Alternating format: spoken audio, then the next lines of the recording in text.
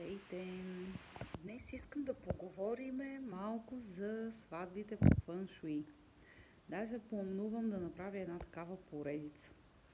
Знаете ли коя дата е подходяща за сключване на брак по фъншуи?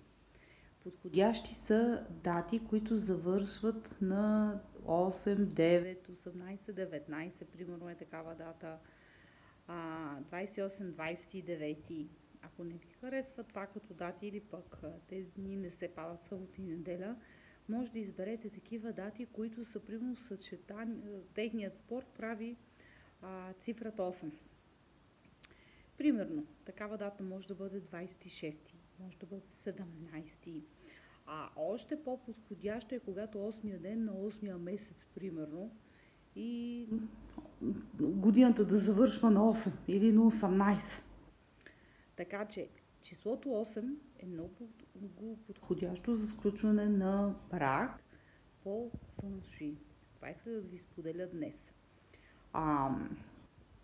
Другите видеа също ще говорим малко повече за каква да бъде сватбата по фъншуи. Това беше днес от мен. До скоро!